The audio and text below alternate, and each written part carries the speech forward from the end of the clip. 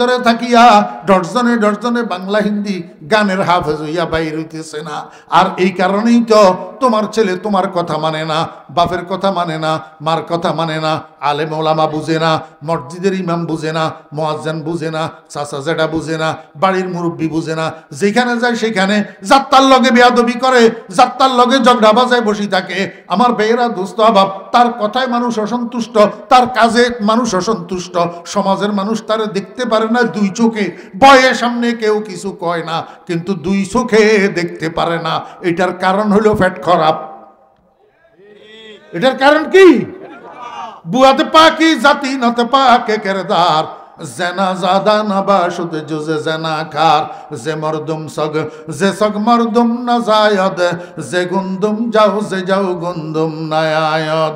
আমার মা বোনেরা, এই জন্য বলতেছিলাম ঘরের মধ্যে স্বামী স্ত্রীর ঝগড়াঝাটি করবেন না, শ্বশুর শাশুড়ির খেদমত করবেন, শ্বশুর শাশুড়ির বিরুদ্ধে স্বামীরে উস্কাইবেন না, শ্বশুর শাশুড়ির বিরুদ্ধে স্বামীরে ভুল বুঝাইবেন না। কারণ আপনি তো ফরের মেয়ে। এই শ্বশুর শাশুড়ির গর্ভে থেকে ঔরস থেকে আপনার স্বামী বাইর হইছে। স্বামী যদি মা বাপের লগে বেয়াদবি করে, মা বাপের উপরে জুলুম করে, মা বাপের কষ্ট দেয়, তাহলে এই স্বামী জাহান্নামের আগুনের খোরাক হবে। আপনি কি চান আপনার স্বামীটা জাহান্নামের আগুনের খোরাক হোক? তাহলে তো আপনি স্বামীর বন্ধু নয়, আপনি স্বামীর দুশ্মন। আমার বেয়রা দুস্তাবাব, মনে আসেনি আপনাদের হযরত আলী রাদিয়াল্লাহু আনহু হাত ধরি ফাতেমার কাছে মাপ চায়, ফাতেমা আলীর হাত ধরি মাপ চায়। এইভাবে মাপ চাইতে চাইতে এক সময় হযরতে ফাতেমা রাদিয়াল্লাহু আনহা হযরত আলীর হাতটা ছাড়িয়ে দিয়েছে। ছাড়িয়ে দিয়ে এবার কয়, স্বামী আপনার কাছে আমার একটা মিনতি। কয়, কি মিনতি? কও না। আমি যে একটু পরে মারা যাব, ইফতারের আগে আমার ইন্তেকাল হবে, একটু পরে আমি মারা যাব, সামনে রাত্রি আসতেছে, আপনি আমার লাশটাকে রাত্রের অন্ধকারের মধ্যে গোসল দিয়া নিজেরা জানাজা পড়িয়া রাত্রের অন্ধকারের মধ্যে আমাকে দাফন করে দিবেন। আগামীকাল সকাল পর্যন্ত আমার দাফন কাফনকে বিলম্বিত করবেন না।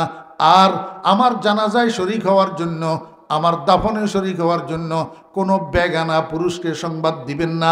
নিজেরা জানাজা পড়ি আমার দাফন করে ফেলবেন। হযরত আলী রাদিয়াল্লাহু আনহু কয়, ফাতেমা তুমি রহমতুল্লিল আলামিনের কন্যা, তোমার ইন্তেকালের সংবাদ পাইলে হাজার হাজার মানুষ ছুটি আসবে তোমার জানাজায় শরীক হওয়ার জন্য, তোমার দাফনে শরীক হওয়ার জন্য। তুমি নিষেধ করতেছ কেন? আমার ভাইয়েরা একটু মনোযোগ সহকারে শুনেন। ফাতেমায় কয়, স্বামী যারা আমার জানাজা পড়ার জন্য আসবে, যারা আমাকে দাফন করার জন্য আসবে, তাদের চোখের মধ্যে কি পট্টি বান্ধা থাকবো নি? তাদের নজর তো আমার খাটিয়ার উপরে পড়বো। তাদের নজর যখন আমার খাটিয়ার উপরে পড়বে, কাফনের কাপড় মোড়ানো থাকার কারণে আমার চেহারা হয়তো তারা দেখবে না, কিন্তু আমার শরীরের সাইজটা তো তারা দেখবে, আমার শরীরের গঠনটা তো তারা দেখবে। তারা কল্পনা করতে পারবে, গবেষণা করতে পারবে, রহমতুল্লিল আলামিনের কন্যা ফাতেমা এতটুক লম্বা ছিল, এতটুক খাটো ছিল, এই পরিমাণ মোটা ছিল, এই পরিমাণ চিকন ছিল। আমার শরীর নিয়ে তারা গবেষণা করতে পারবে, কল্পনা করতে পারবে। আমার কাফনের কাপড়ের উপর দিয়া, কাফনের কাপড়ের উপর দিয়া আমার শরীরের উপরে তাদের নজর পড়ুক, কোনো বেগানা পুরুষের দৃষ্টি পড়ুক, এইটারেও আমি পর্দা লঙ্ঘন মনে করি। ওরে কিয়ামতের ময়দানে আল্লাহ যদি আমার জিজ্ঞেস করে, ফাতেমা এতটুকু পর্দা কেন লঙ্ঘন করলা, আমি জিজ্ঞাসা করলে আল্লাহর কাছে জবাব দিতে পারবো না। এই জন্য আপনার কাছে আমার দাবি, কোনো বেগানা পুরুষের নজর আমার কাফনের কাপড়ের উপর দিয়াও যেন আমার লাশের উপরে না পড়ে। সেই জন্য নিজেরা এগানারা একত্রিত হইয়া জানাজা পড়ি আমার দাফন করে দিবেন। কোনো বেগানা আমার দাফন কাফনে জানাজায় যেন শরীক হইতে না পারে। দেখছেন নি আমার ভাইরা, পর্দা কাকে বলে আমার মা বোনেরা? হযরতে ফাতেমা রাদিয়াল্লাহু আনহা দুনিয়াতে থাকতে বেহেশতের সুসংবাদ প্রাপ্তা, দুনিয়াতে থাকতে বেহেশতের সার্টিফিকেট প্রাপ্তা। এটা তো রহমতুল্লিল আলামিনের কন্যা, হযরতে আলীর বিবি, হাসান হুসাইনের মা, জান্নাতীর মনিদের সর্দার। এত সত্ত্বেও এই মহিলা যদি নিজের শরীরের পর্দার ব্যাপারে এত চৌকান্না, এত সচেতন, এত যত্নবান হইতে পারে? আমরা 1400 1450 বছর পরের কতগুলা নারী আমরা কিভাবে বোরকা ছাড়া, কিভাবে হেজাব ছাড়া, নেকাব ছাড়া চেহারা খোলা রাখি, শরীর অর্ধ উলঙ্গ রাখি, রাস্তায় ঘোরাফেরা করি, হাটে বাজারে ঘোরাফেরা করি, বেগানা মানুষের সাথে দেখা দিই, বাড়ির দরজায় ফেরিওয়ালা আসে ডেক্সি হান্ডি বিক্রি করার জন্য, আল্লাহু আকবার, বিছানা চাদর বালিশের কভার বিক্রি করার জন্য। আমরা বাড়ির মহিলারা আল্লাহু আকবার, যুবতী যুবতী মহিলারা একত্রিত হইয়া ফেরিওয়ালার সামনে যাইয়া দাঁড়াইয়া থাকি, হকারের সামনে দাঁড়াইয়া থাকি। মনে হয় যেন আমরা মুসলমান কেন হইলাম, আমাদের লজ্জা শরম কোথায় গেল? আল্লাহু আকবার।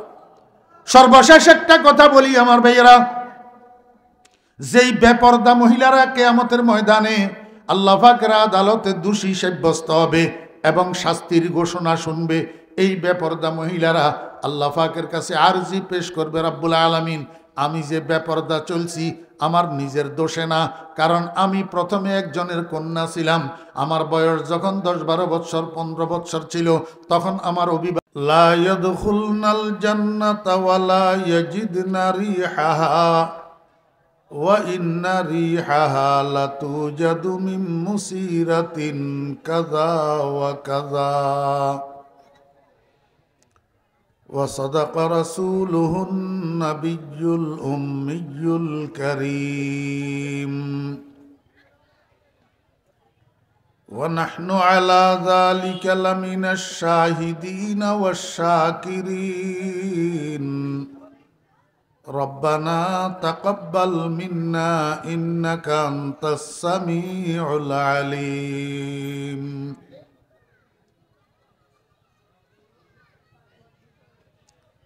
সম্মানিত সভাপতি, মুআজ্জাজ মুকাররম হযরত উলামায়ে কেরাম,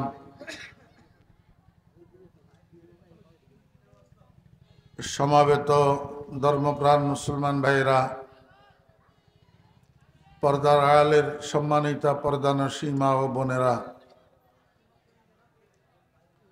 মহান আল্লাহ রাব্বুল আলামিনের অপরিসীম দয়ার ইহসান, আল্লাহ রাব্বুল আলামিন আমাদেরকে আজকের এই মহতী মাহফিলে অংশগ্রহণ করার তৌফিক দিয়েছেন। এই জন্য আমরা সবাই মহান রাব্বুল আলামিনের শুকর আদায় করি, আলহামদুলিল্লাহ।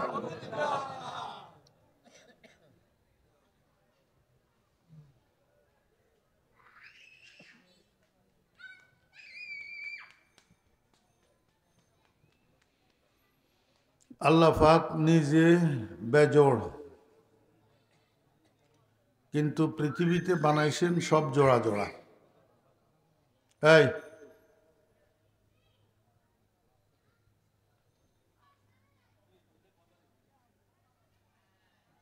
হেগান দি হরে দি হাক খাইয়েন, হাক খাইতে নাকবেন। এটি মনোযোগ সহকারে বয়ান শুনে না, মোবাইল একখান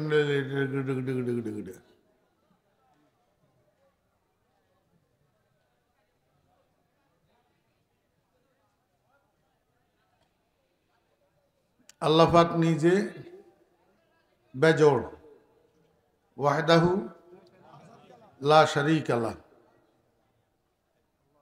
কুল হুয়াল্লাহু আহাদ, বেজোড়। কিন্তু খালাকাল্লাহু কুল্লা শাইইন যাওজাইন, সমস্ত জিনিসগুলাকে আল্লাহ পাক জোড়া জোড়া বানাইছেন। আসমান জমিন এক জোড়া, চন্দ্র সূর্য এক জোড়া, দিন রাত এক জোড়া, আলো অন্ধকার এক জোড়া, বেহেশত দোজখ এক জোড়া, দুনিয়া আখিরাত এক জোড়া, সব জোড়া জোড়া। মানুষ বানাইছেন এক জোড়া, নারী আর পুরুষ এক জোড়া। মানুষকে আল্লাহ পাক রব্বুল আলামিন বানাইছেন মদনীয়ুত্তবা করি। মদনীয়ুত্তবা, মদনীয়ুত্তবা মানি ইউনাইটেড জীবনযাপনে অভ্যস্ত, সম্মিলিত জীবনযাপনে অভ্যস্ত, সমন্বিত যৌথ জীবনযাপনে অভ্যস্ত। এই কারণে মানুষ মিলিত জীবনযাপনে শান্তি পায়, বিচ্ছিন্ন সিঙ্গেল জীবনযাপনে কষ্ট পায়। এই কথা আপনারা যারা দেশে আছেন আপনারা একটু কম বুঝবেন। ওই বিদেশি পোলা যেটা বিয়ে করে 3 মাস পরে দুবাই চলে গেছে 2 বছরের কাজের বিষয়, এই পোলাটার এখানে সিঙ্গেল একাকিত্ব জীবনের 2টা বছর কাটাইতে যে কি হাসর হয় এটা তারে জিজ্ঞেস করেন। আপনারা বুড়ারাও বুঝেন, একবারে বুঝেন না যে তা ন। এই বুড়ি যদি 3-4 দিনের লাই বাপের বাড়িতে বেড়াইতে যায় তো বুড়ো গলের আর ঘরে ঢুকবে রুয়ে কয় না।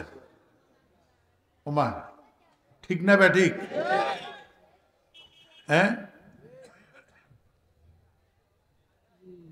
আমিও তো বুড়া ধাক্কা ছুটছি, তো অভিজ্ঞতা তুম কইয়ের।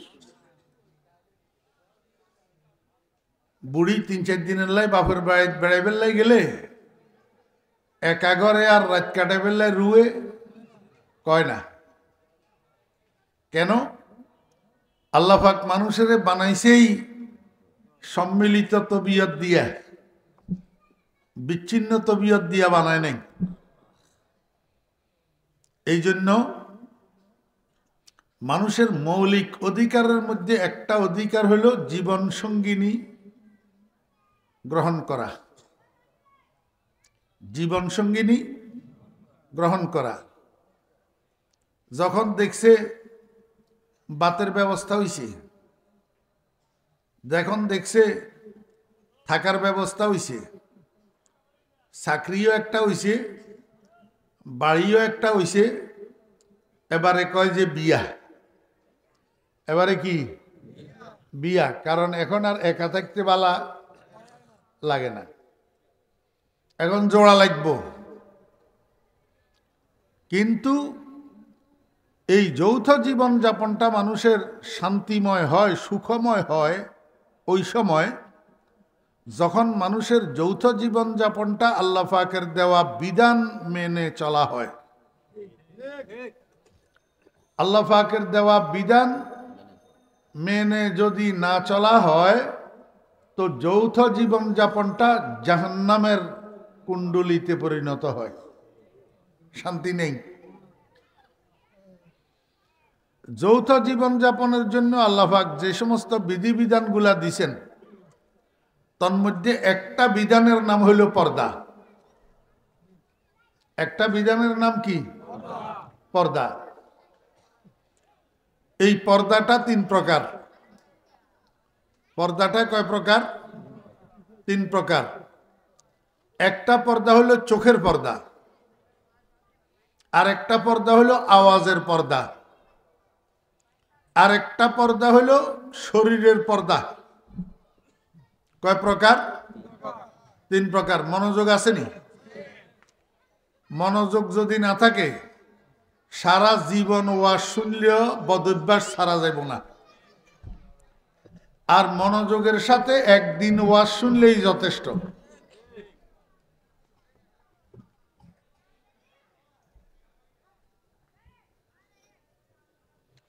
মনোযোগের সাথে আই হইলা দিয়ে এইটা কোথায় কোথায় কই যাতে করতে যত্ন লাগে তারা জানবে। আর হওয়াত লাগবে খেয়াল হইলে ধৈর্য ধরিয়ে কেনা বইয়েন কতক্ষণ হরে হওয়াত লাগবে।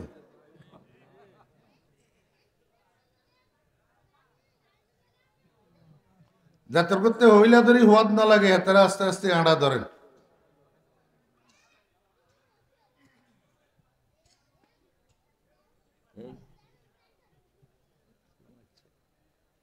মনোযোগ আসেনি?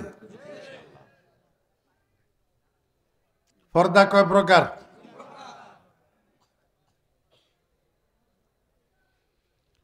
30 বছর আগে বলে এটি একবার আইছিলাম, আমি কইল জোয়ান থাকতে, আর মনে নেই। মুরব্বীরা করতে পারব 42 বছর বয়ানের বয়স, 42 বছর। এই বয়সে আপনাকে দোয়ার বরকতে 64 জিলা, একেবারে ফাক্কা 64 জিলায় মাহফিল। এই একেন জিলা বাধা ছিল খালি রাঙ্গামাটি, রাঙ্গামাটিও হরুগা যাই আইছে, একেবারে 64 ফিলা বই গেছে।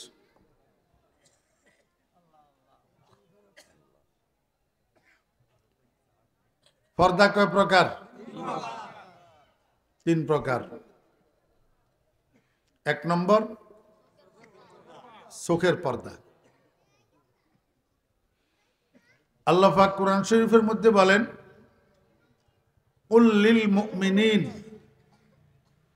কুল লিল মুমিনিন ইয়াগুদ্দু মিন আবসারিহিম। একটু সামনে যাইয়া আবার বলেন, কুল লিল মুমিনাত ইয়াগদুদনা মিন আবসারিহিন্না।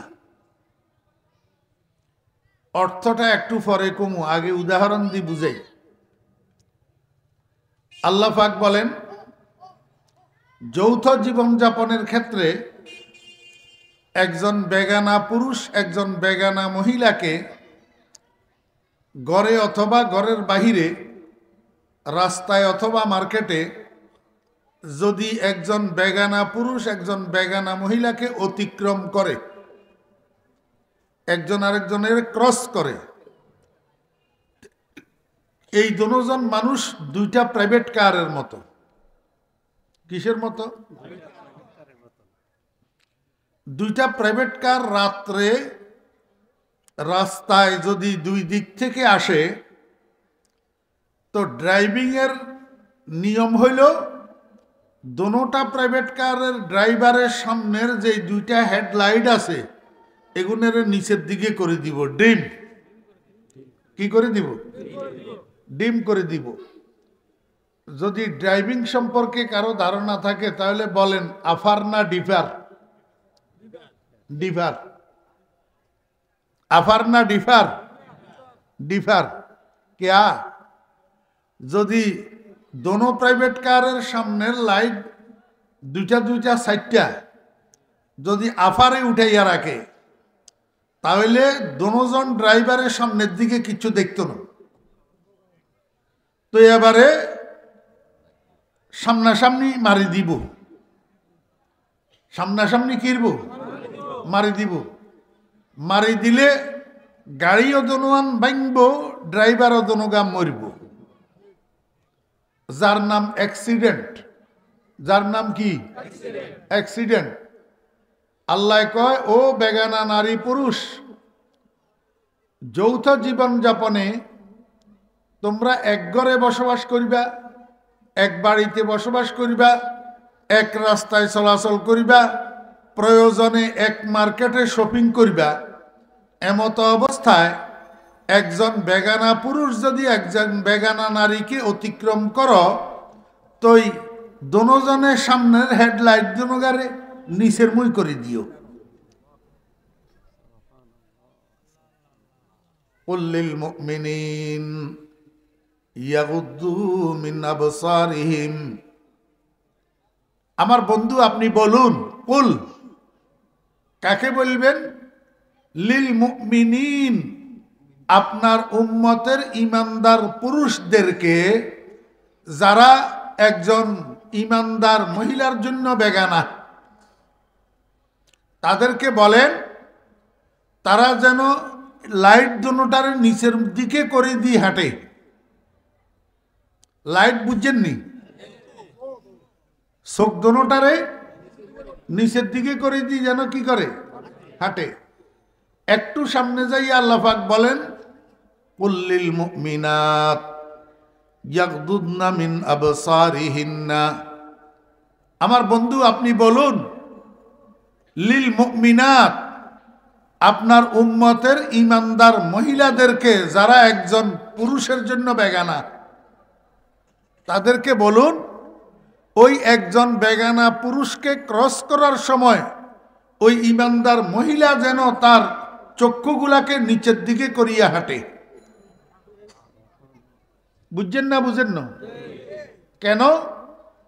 যদি একজন বেগানা নারী আর একজন বেগানা পুরুষকে ক্রস করার সময়, একজন বেগানা নারী একজন বেগানা পুরুষকে ক্রস করার সময়, একজন বেগানা পুরুষ একজন বেগানা নারীকে ক্রস করার সময় দুজনে চোখ দুটার নিচের দিকে না করি উপরের দিকে উঠাই আফারে তুলি এমনি এমনি করে বিলবিলাই বিলবিলাই যদি এমুই হেমুই রানে তো সাত চোখে যদি মিলন হয়ে যায় তো অ্যাক্সিডেন্টের সম্ভাবনা আছে। অ্যাক্সিডেন্টের কি আছে? সম্ভাবনা আছে। এই জন্য অ্যাক্সিডেন্ট এড়াইতে হইলে চক্ষুরে নিচের দিকে করি হাঁটতে হবে। এইটার নাম চোখের পর্দা।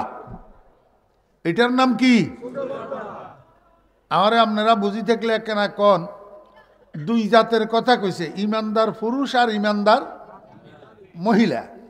ইমানদার পুরুষ আর ইমানদার মহিলা। এই ইমানদার পুরুষ কইছে যে হেডে বয়সের কোনো সীমা রেখা আসেনি? জি, বালক, তরুণ, যুবক, আবাল, বৃদ্ধ, এখন কোনো আল্লাহ কইছে নি? কোনো খালি কইছে ইমানদার পুরুষ, খালি কইছে ইমানদার পুরুষ।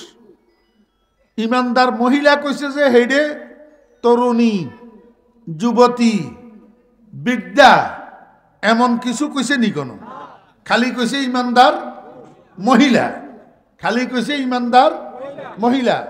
তাহলে 15 বছর জায়গা যেরকম, 25 বছর জায়গা এরকম, 35 বছর জায়গা এরকম, 45 বছর জায়গা এরকম, 55 বছরের গাও এরকম। কারো জন্য চোখ উপরের দিকে উঠাই বেগানা পুরুষ বেগানা মহিলার দিকে তাকাইয়া, বেগানা মহিলা বেগানা পুরুষের দিকে তাকাইয়া চোখের বিলবিলাই বিলবিলাই হাঁটার অনুমতি আছে? আছে অনুমতি। হরেশচন্দ্রের পোলার জন্য আর সীতারানীর মান্যার জন্য অনুমতি আছে। যদি তুই হরেশচন্দ্রের ঔরসে জন্মগ্রহণ করে থাকিস আর সীতারানীর দুধ পান করি বড় হয়ে থাকিস তাহলে তোর জন্য অনুমতি আছে বেয়াদ্দব। যদি মুসলমান আব্বার ঔরসে জন্মগ্রহণ করে থাকিস, যদি মুসলমান মায়ের দুধ পান করে থাকিস তাহলে জীবন যাপনে স্রষ্টার বিধান তোকে মানতেই হবে। না হলে তুই বেয়াদ্দব, না হলে তুই চরিত্রহীন, না হলে তুই অসভ্য।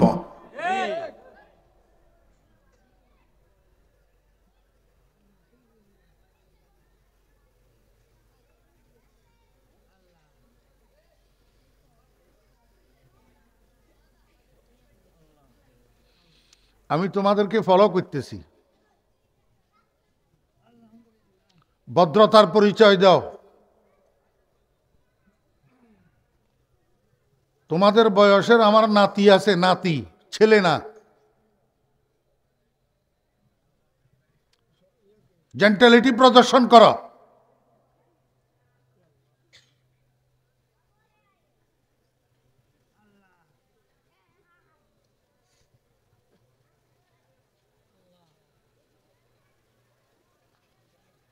না হলে পৃথক হইব তিনজন।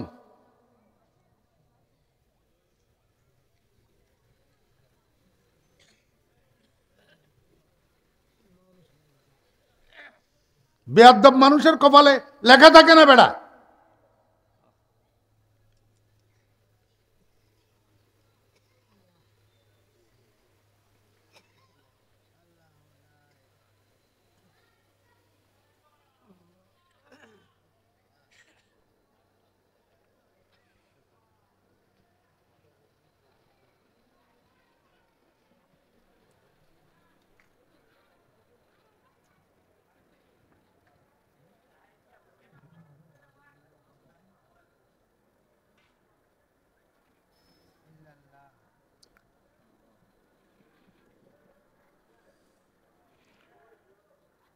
আমাকে আপনারা দাওয়াত দিয়ে এখানে এনেছেন,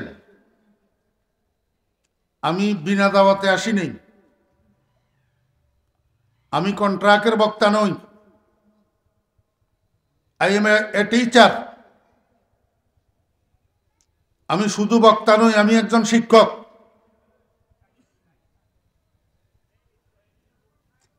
আর দ্বীনি লাইনের নাউজুবিল্লাহ আমি অহংকার করতেছি না, বাস্তবতা উঠাই দিতেছি আপনাদের সামনে। ওলামায়ে কেরামকে জিজ্ঞেস করেন, আমি মাদ্রাসা লাইনের সর্বোচ্চ শিক্ষক। আই এম শাইখুল হাদিস। আমি বুখারী শরীফ পড়াই।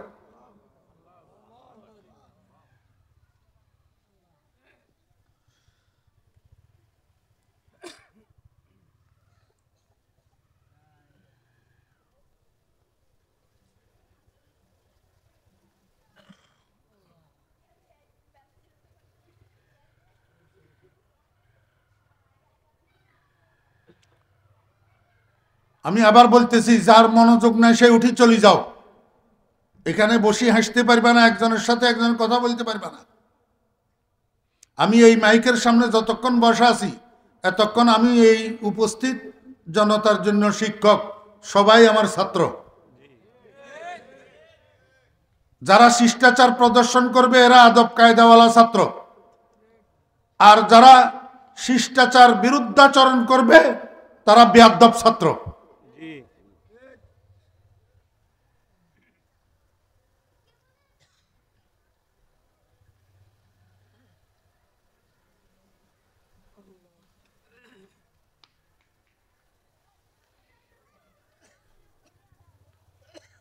মনোযোগ আসেনি? এক নম্বর কিসের পর্দার কথা কইলাম? চোখের পর্দা এক নম্বর। মাঝখানে একটা কথা কই, আজকে থেকে 20 বছর আগের তুলনায় এখন মাহফিলের সংখ্যা গ্রামে গ্রামে কম না বেশি? এই মাহফিলগুলা আসলে কি? এই মাহফিলগুলা আসলে এক একটা হসপিটাল। আমাদের দেশে অস্থায়ী চিকিৎসা ক্যাম্প বসে না? এগুলা অস্থায়ী চিকিৎসা ক্যাম্প। এখানে যে সমস্ত ওলামায়ে কেরামরা বয়ান করেন উনারা এক একজন এফসিপিএস এফআরসিএস ডাক্তার। উপস্থিত সর্বসাধারণ মুসলমানগণ প্রত্যেকে এক একজন রোগী, নিজের চিকিৎসার উদ্দেশ্যে এখানে আসা বসা। ওলামায়ে কেরামের জবান থেকে যেই বয়ানগুলা বাইর হয় এগুলা প্রেসক্রিপশন।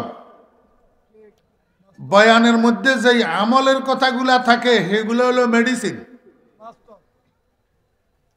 আমি আপনাদেরকে জিজ্ঞেস করি, যদি আগের তুলনায় মাহফিল বেশি মানে হসপিটাল বেশি, হসপিটালের সংখ্যা যত বাড়ে রোগীর সংখ্যা তত কমে, কিন্তু আজকে থেকে 20 বছর আগের তুলনায় এখন রোগীর সংখ্যা কম না বেশি? বেশি।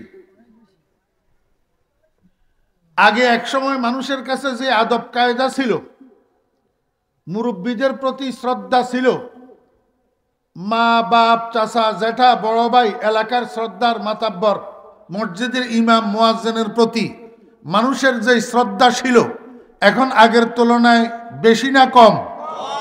কম। তো হসপিটাল বাড়তেছে, রোগী কেন বাড়তেছে? চিকিৎসা হয় না কেন? প্রশ্ন না? এই প্রশ্নের উত্তর হলো দুইটা। কয়টা? হসপিটালের দ্বারাই রোগী চিকিৎসা হওয়ার জন্য রোগীকে হসপিটালে পৌঁছাইতে হবে। রোগীকে হসপিটালে পৌঁছাইতে হবে। রোগী যদি হসপিটালেই না যায় তো চিকিৎসা হবে কেমনে? আপনারা আমাকে বুঝে থাকলে বলুন, নামাজি রোগী না বেনামাজি রোগী? বুঝি কোন? বেনামাজি রোগী।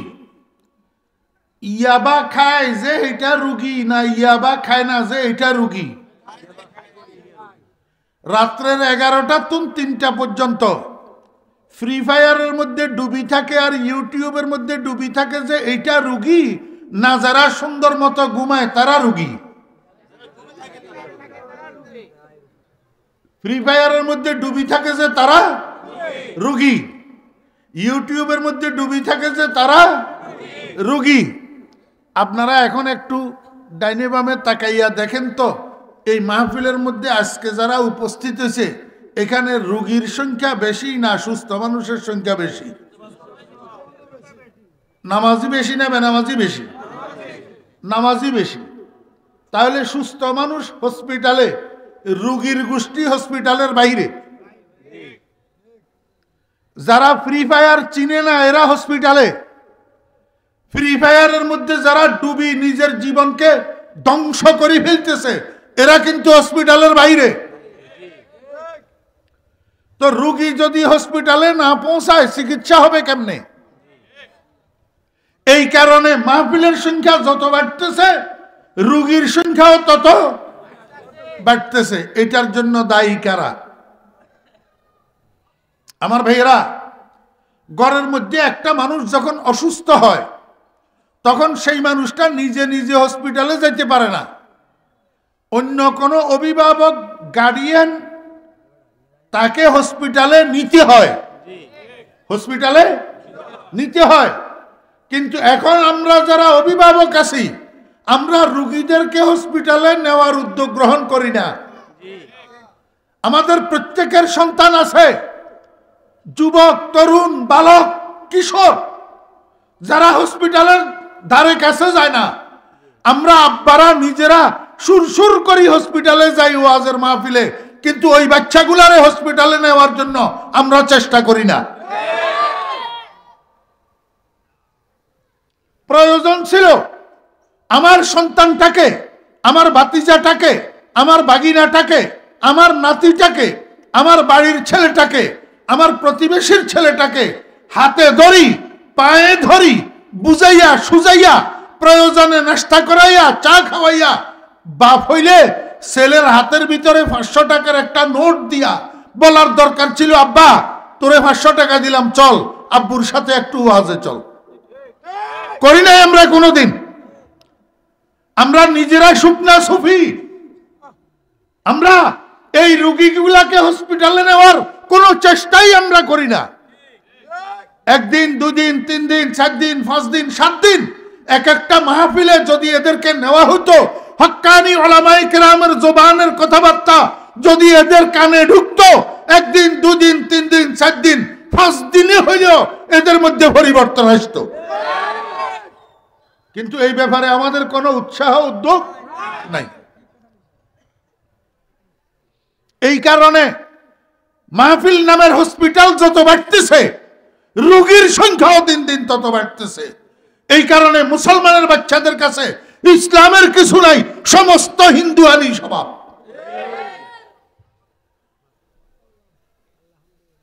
এক নম্বর। 2 নম্বর কারণ, আপনি একজন প্রফেসর লেভেলের ডাক্তারের কাছে গেলেন, 1000 টাকা ফিস দিয়া, 800 টাকা ফিস দিয়া, 700 টাকা ফিস দিয়া। ডাক্তার যখন আপনাকে দিক নির্দেশনামূলক কথা বলতেছে, এইটা করিও, এইটা করিও না, এইটা খাইও, এইটা খাইও না, এইভাবে চলিও, এইভাবে চলিও না, তখন হেতে আরেক দিকে তাকাই রয়েছে। ডাক্তারের কথা সে মনোযোগ সহকারে শুনে নাই। প্রেসক্রিপশন একটা লিখে দিছে ডাক্তার, প্রেসক্রিপশনটারে নিয়া ফার্মেসিতে যায় নাই, নিয়া বালিশের নিচে রাখি দিছে। বলেন তো রোগের চিকিৎসা হবে কিনা? আচ্ছা, ফার্মেসিতে গেছে, ওষুধ কিনছে, কিন্তু ওষুধগুলা সেবন করে নাই, বালিশের নিচে রাখি দিছে, চিকিৎসা হবে কিনা?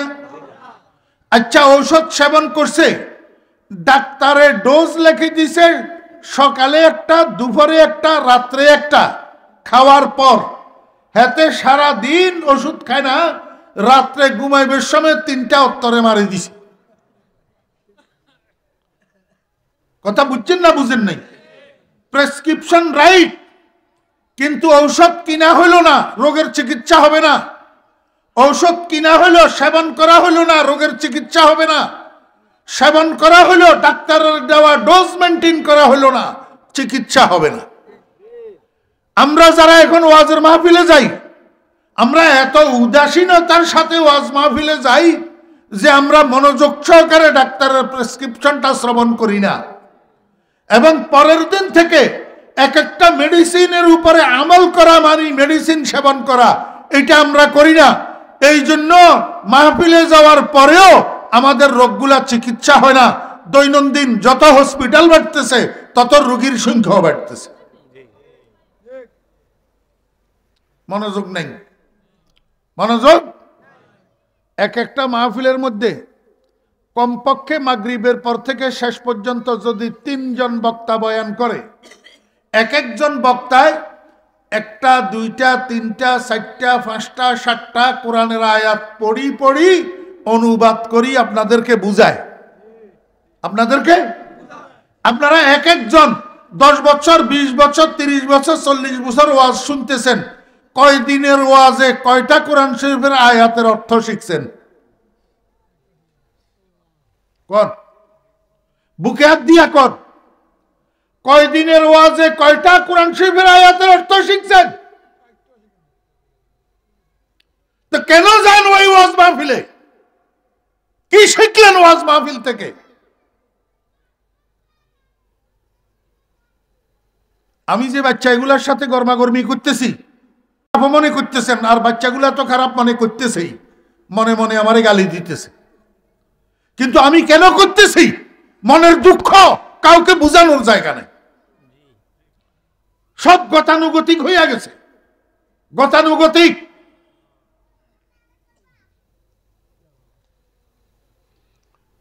আগে আমাদের মুরব্বীরা ওয়াজ করতেন, চোখের পানিতে মানুষের বুক ভাসিয়ে যেত। আর এখন বক্তা কতগুলা বাংলাদেশে বাইর হইছে, 50,000 60,000 70,000 কন্ট্রাক্ট করি ওয়াজে যাইব, কতক্ষণ ওয়াজ করব, আর কতক্ষণ গান গাইব, আর কতক্ষণ আজান টানবো, আর কতক্ষণ কেরাত টানবো। গোড়ার ডিম 1.5 ঘন্টার ওয়াজ তালাশ করলে 10 মিনিটের হেদায়েতি কথা পাওয়া যায় না। কিসের চোখের পানি? আবার চোখের পানি কোনতুন বাইর।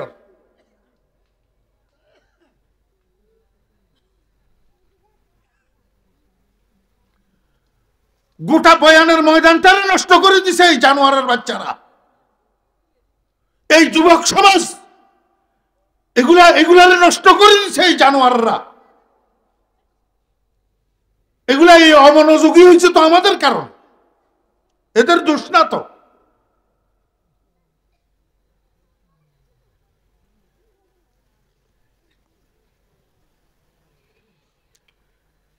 এমন ভাবে বয়ান শুনবেন যাতে কালকে সকালে আরেকজনের কাছে কথাগুলো আপনি বয়ান করতে পারেন, বলতে পারেন। সেরকম মনোযোগ নিয়ে কথা শুনবেন। এক একটা কথার উপরে আগামী দিন সকাল থেকে যেন আমল করতে পারেন, নিজের জীবনের মধ্যে ফিট করতে পারেন। তাহলেই সে ওয়াজ মাহফিলে আসা বসা সফল। আর না হলে 2 পয়সার মূল্য নাই এই ওয়াজ মাহফিলের। রং তামাশা বানাই ফেলল, রং তামাশা। একটা মাহফিল দিলে কিছু মানুষ বসে থাকে ব্যবসা বাণিজ্য করার জন্য, বাজার মিলে ফেলা, বাজার মেলা বসাই ফেলছে। মাহফিলে যেই পরিমাণ মানুষ, তার চেয়ে বেশি মানুষ ওই রাস্তার দোকানে। কিছু মানুষ দুনিয়ার হীন স্বার্থ পরিত্যাক্ত করার জন্য, দুনিয়ার সামান্য লোভ লালসার জন্য, দুনিয়ার সামান্য ব্যবসা বাণিজ্যের জন্য একটা মাহফিলকে ভণ্ডুল করে দিতেছে। বলার কেউ নাই, দেখার কেউ নাই। মাহফিল মানি মেলা। একটা গাড়ি নিয়ে মাহফিলে ঢুকার অবস্থা নাই। বাচ্চা কতগুলা গাড়ির উপরে থাপড়াইয়া ঠুস ঠুস মনে হয় যেন ডোলপিটা। আর যুবক তরুণ ফোলা কতগুলা খিল করি ফাঁসে রাস্তায় দাঁড়াইয়া। কোথায় মাহফিল? খবর পর্যন্ত নাই। কিরে বেটা, এই আয়োজনটা তো এই মাহফিলের উছিলায়। কতগুলা যুবকের অক্লান্ত পরিশ্রমের ফসল এই মাহফিল, কতগুলা মুসলমানের গাম জড়া টাকার ফসল এই মাহফিল। কিন্তু তোদের কাছে এটার মূল্য নাই।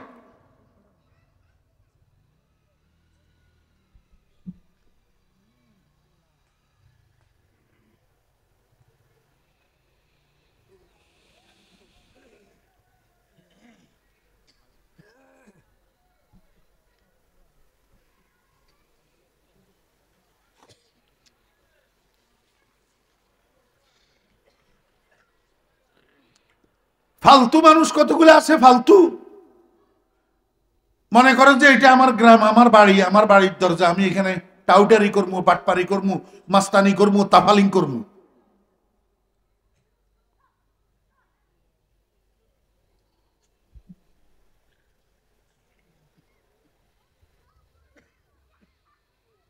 পর্দা কয় প্রকার? এক নম্বর চোখের পর্দা, বুঝছেননি? এই চোখের পর্দা লঙ্ঘন বুড়াদের দ্বারাই হয় না, চোখের পর্দা লঙ্ঘন যুবকদের দ্বারাই হয়, চোখের পর্দা লঙ্ঘন তরুণদের দ্বারাই হয়। কথা বুঝেন নাই? 60 বছরের বেশি একজন বুড়া মানুষ রাস্তায় একটা তরুণীর দিকে তাকাবে না। তাকাইতে লাগলে হের নাতিনের কথা মনে উঠবো, হের মেয়ের কথা মনে উঠবো। যাদের দ্বারা চোখের পর্দা লঙ্ঘন হয় তারা আজকে এই চোখের পর্দার বয়ান শুনে না।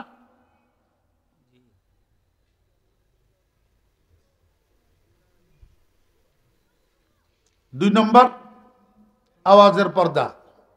দুই নম্বর কিসের পর্দা? আমি যে আয়াত আপনাদের সামনে তেলাওয়াত করছি এটা আওয়াজের পর্দার আয়াত, আওয়াজের পর্দার আয়াত। একটু খেয়াল করে শুনেন, আমি শব্দে শব্দে অনুবাদ করে দিতেছি আপনাদের বুঝার জন্য। আল্লাহ পাক রব্বুল আলামিন বলেন, ইয়া নিসাআন নাবিয়্যি। ওলামায়ে কেরাম আছে, উনাদেরকে অনুবাদ করে দিত কোন, আমি কইলে যদি আপনার বিশ্বাস না হয়। ইয়া নিসাআন নাবিয়্যি অর্থ কি? হে নবীর স্ত্রীগণ, হে নবীর স্ত্রীগণ। আমাদের প্রিয় নবীর নাম কি? মুহাম্মাদুর রাসূলুল্লাহ সাল্লাল্লাহু আলাইহি ওয়াসাল্লাম। আমাদের নবীজির স্ত্রী কয়জন ছিলেন? 11 জন। 11 জনের মধ্যে 9 জন নবীজির জীবিত অবস্থায় ইন্তেকাল করছেন। নবীজি দুনিয়ার থেকে যাওয়ার সময়ও নবীজির 9 জন স্ত্রী জিন্দা ছিল। আল্লাহ পাক রব্বুল আলামিন নবীজির স্ত্রীদেরকে ডাকতেছেন, ইয়া নিসাআন নাবিয়্যি। হুজুর আসেনি কোরআন শরীফে? আছে। ইয়া নিসাআন নাবিয়্যি অর্থ কি? হে নবীর স্ত্রীগণ। তো নবীর স্ত্রীগণের আল্লাহ পাক ডাকছে, কিছু কইবেল্লা ডাকছে। তো মানুষে হুদাও ডাকেনি তো কি কয়? কয় লাস্তুন্না কা আহাদিম মিনান নিসা। হে নবীর স্ত্রীগণ, তোমরা পৃথিবীর অন্যান্য মহিলাদের থেকে যে কোনো একজনের মতো নও। অর্থাৎ তোমরা পৃথিবীর অন্য মহিলাদের মতো নয়। দেখেন, হোলা যখন MA পরীক্ষা দিয়ে বাড়িতে আসে, তো এবারে বাড়ির দরজা ওই এলাকার মুরুক্ষ হোলা তিনগার লগে খাড়াই ক্যারাম বোর্ড খেলার। কি খেলার? বাপে দূরেতুন দেখছে, দেখি দূরেতুন ডাক দিছে, এই আব্দুল করিম, তোরে এই কথার লাই MA পাস করাইছি, এই মুরুক্ষ হোলা এগুলোর লগে দাঁড়াই ক্যারাম বোর্ড খেলবেন লাই, তুই গ্রামের অন্যান্য ছেলেদের মতো। বাপে কয়নি না? না কয়? অভিভাবক থাকলে কয়নি? জি। আল্লাহ পাক রব্বুল আলামিন রাসূল আকরাম সাল্লাল্লাহু আলাইহি ওয়াসাল্লামের বিবিদেরকে ডাকিয়া কয়, লাস্তুন্না কা আহাদিম মিনান নিসা। হে নবীর স্ত্রীগণ, তোমরা পৃথিবীর অন্যান্য মহিলাদের মতো নও। তোমাদের মান, তোমাদের সম্মান, তোমাদের মর্যাদা, তোমাদের স্ট্যাটাস অন্যান্য মহিলাদের মতো নয়। ঠিক না বে ঠিক? আচ্ছা, এই কথা কই এবারে কি করতে চায় রব্বুল আলামিন? কয় ইনিত তাকাইতুন্না, ইনিত তাকাইতুন্না। যদি তোমরা আল্লাহরে ভয় করো, যদি তোমরা খোদাবিরু হও, যদি তোমরা মুত্তাকি হও, যদি তোমরা পরহেজগার হও। কারে কর? কথা কয় না। নবীর সবাই করতে হইব, সবাই, না হলে মনোযোগ নাই। যদি তোমরা পরহেজগার হও, এই কথা কারে কর? নবীর স্ত্রীদেরকে কে কর? আচ্ছা আমার একটু বুঝি থাকলে কনছেন নবীর স্ত্রীরা এগুন নবীল্লাই সিলেকশন করছে কনে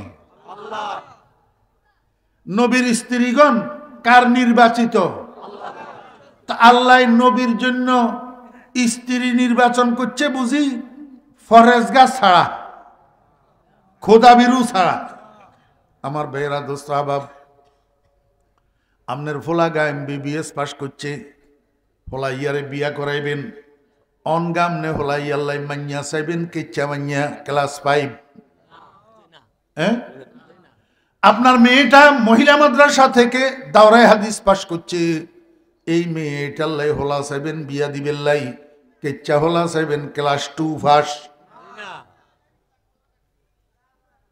মাইয়া হিসাবে মাইয়ার স্ট্যাটাস হিসাবে মাইয়ার এডুকেশন হিসাবে হোলা চাইবেন না হোলা হিসাবে হোলার পড়ালেখা হিসাবে মাইয়া চাইবেন না আল্লাহ পাক রহমতুল্লিল আলমিনের জন্য স্ত্রী নির্বাচন করলেন বুঝি ফরহেজগার ছাড়া স্ত্রী নির্বাচন করছেন জি রাসূল আকরাম সাল্লাল্লাহু আলাইহি ওয়াসাল্লাম যেরকম ফার্স্ট ক্লাস ফার্স্ট ফরহেজগার আনা আতকাকুম রাসূলুল্লাহ সাল্লাল্লাহু আলাইহি ওয়াসাল্লাম বলেন হে দুনিয়ার মানুষ সারা পৃথিবীর ভিতরে যত মানুষ আছে সবচেয়ে বড় মুত্তাকি আমি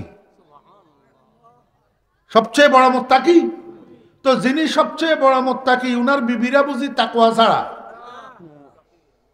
তাহলে আল্লাহ পাক রব্বুল আলামিন এই মুত্তাকি মহিলাদেরকে এই কথা আবার কিলে কয় ইনিত্তাকাইতুন্না যদি তোমরা মুত্তাকি হও এই কথা কেন কয় আমার বেরা দোস্ত আহবাব আপনাদের এলাকার কথা আমি জানি না আমার এলাকার কথা বলতেছি শাশুড়ি যখন ছেলের বউ কন্ট্রোল করতে পারে না বউয়ে কথা মানে না শাশুড়ির মুখে মুখে তর্ক করে এখন শাশুড়ি তো আর ছেলের বউয়ের গায়ে হাত তুলতে পারে না এই জন্য নিজের মাইয়ারে মারি ছেলের বউয়ের শিক্ষা দে নিজের মেয়েরে মারি ছেলের বউয়ের কি করে শিক্ষা দে আল্লাহ পাক রব্বুল আলামিন ধমকাইতেছে রসুলের স্ত্রীর ঘরে আসলে রসুলের স্ত্রীদেরকে ধমকানি উদ্দেশ্য হলো রসুলের স্ত্রীদেরকে ধমকাইয়া ওই কিয়ামত পর্যন্ত বেশ্যা মহিলা কতগুলা বেপরদা বেশরম দায়ুস মহিলা বেপরদা রাস্তায় রাস্তায় ঘুরিন না এই মহিলা এগুলার শিক্ষা দিতেছে আল্লাহু আকবার নিজের মেয়েরে মারি ছেলের বউয়ের শিক্ষা দেওয়ার মতো আল্লাহ পাক রব্বুল আলামিন বলেন ইনিত্তাকাইতুন্না হে নবীর স্ত্রীগণ তোমরা যদি মুত্তাকি হইয়া থাকো ফালা তাখযানা ফালা এই এদিকে আসো তুমি টুপিওয়ালা ওই কান টুপিওয়ালা দাঁড়াও হিসমুই রানে হলা এমুই তুই এদিকে আয় কিন্তু ঘুরিয়ে আয়